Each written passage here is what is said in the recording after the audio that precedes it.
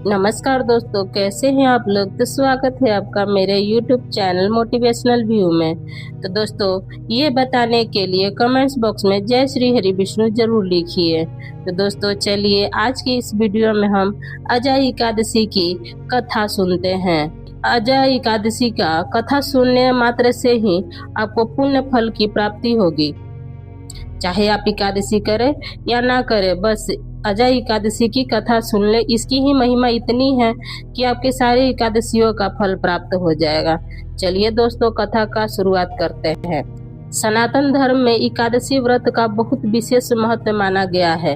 प्रत्येक मास में आने वाली एकादशी को अलग अलग नाम से जाना जाता है, महत्व और कथा से जोड़ा गया है। भाद्रपद मास में कृष्ण पक्ष में पड़ने वाली एकादशी को अजय एकादशी कहा जाता है। इस व्रत के विषय में मान्यता है कि इस व्रत को करने वाला प्राणी अनेक जन्मों के पापों से मुक्त होकर मोक्ष को प्राप्त होता है और उसे भगवत प्राप्ति होती है। इस एकादशी की कथा भगवान श्री कृष्ण ने पांडव युधिष्ठिर को सुनाई थी। एक समय की बात है, प्राचीन काल महासमती नाम का एक बड़ा ही प्रसिद्ध नगर था।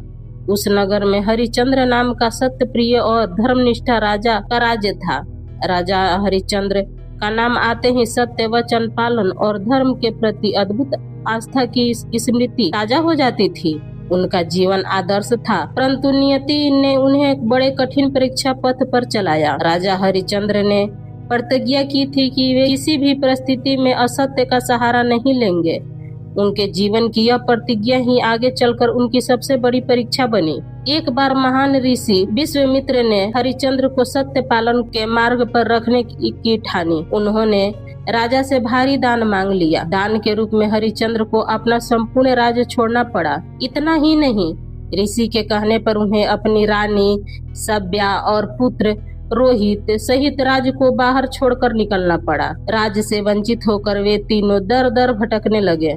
अतः जीविका के लिए राजा को वाराणसी नगर में शमशान घाट में दास के रूप में काम करना पड़ा। वे चंडाल के सेवक बनकर शमशान में आने वाले शवों से कर वसूलने का कार्य करने लगे। समय बीतने लगा। इसी बीच राजा का पुत्र रोहित गंभीर बीमार से ग्रसित हो गया और अल्प आयु में ही उसका देहांत हो गया। जब रानी ने अपने पुत्र के शव को लेकर शमशान में पहुंची तो वहां हरिश्चंद्र स्वयं खड़े थे। वे ड्यूटी पर थे और उन्हें कर लेना ही था। वह दृश्य बड़ा ही दुखद था। राजा हरिश्चंद्र के सामने उनकी पत्नी और पुत्र के शव को लेकर खड़ी थी, परंतु राजा ने सत्य की मर्यादा को तोड़ा नहीं। उन्होंने अपनी रानी से भी शमशान कर मांगा। रानी सभ्या के पास देने को कुछ नहीं था।